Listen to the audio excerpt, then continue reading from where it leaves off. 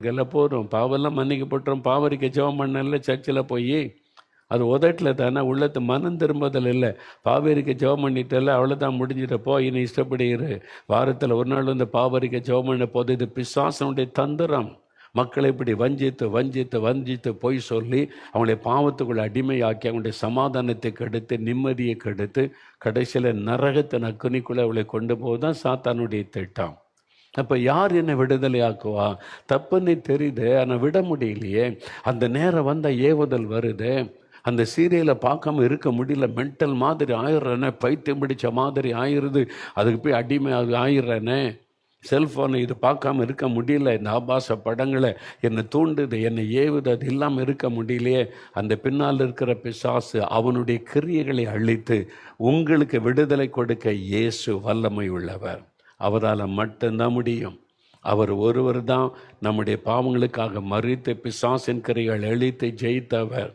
அப்போ அவர்கிட்ட அதனால தான் பாருங்கள், 30 வருஷம் 40 வருஷம் குடிகாரங்கெல்லாம் ஒரு நிமிஷத்தில் எப்படி விடுதலை அடைகிறாங்க? இது இயேசுனுடைய வல்லமை.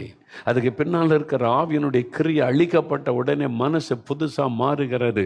ஒரு மனிதனை புதிதாய் மாற்றத்தான் இயேசு உலகத்தில் வந்தார், மதம் மாற்றுவதற்கு அல்ல.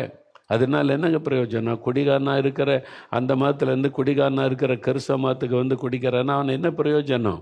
அதில் மனுஷனுடைய வாழ்க்கையை மாற்றுவது, அவனுடைய இருதயத்தை மாற்றுவது, பாவ பழக்கத்தின் விடுதலை சொல்கிறாள். அது பிறகு குடிக்கணும் சிந்தையே இல்லை எனக்கு. 3 வருஷம் ஆச்சு, குடிக்கவே இல்லையே. இது மாதிரி எத்தனை சாட்சி, ஆயிரக்கணக்கான சாட்சிகள் உங்களுக்கு முன்னால் என்னால் நிறுத்த முடியும். எப்படிங்க அவனுடைய வாழ்க்கை மாறினது? இயேசு என்கிற ரட்சகர், இயேசு என்கிற ஆண்டவர், அவர் சாத்தானுடைய கிரியைகளை அழித்ததுனால இந்த பாவத்தை கொண்டு வருகிற ஆவியின் கிரியை அழித்து அவர் தான் விடுதலை கொடுக்க முடியும். உங்களுக்கு ஒரு விடுதலை தேவை ஐயா. நீங்கள் குடிப்பழக்கத்துக்கு, மதுபானத்துக்கு, போதை வசத்துக்கு, வாலிப மகளே, வாலிப தம்பி, ரகசியமாக ஏதோ ஒரு பாவத்துக்கு அடிமையாயிட்ட, கண்ணில் அகப்பட்டுக்கிட்ட, வெளியே வர முடியல, பெற்றோரிடத்தில் சொல்ல முடியல. இயேசுக்கு அது தெரியும். அவர்கிட்ட மட்டும் சொல்லு, உன் கண்ணீரை சிந்தி எனக்கு விடுதலை கொடுங்க, என்னை மன்னிச்சிருங்க, நான் தெரியாமல் போய் அகப்பட்டு கொண்டேன். இயேசு விடுதலை யார்கிட்டையும் சொல்ல மாட்டார். அவர் உங்களை காட்டி கொடுக்க மாட்டார்.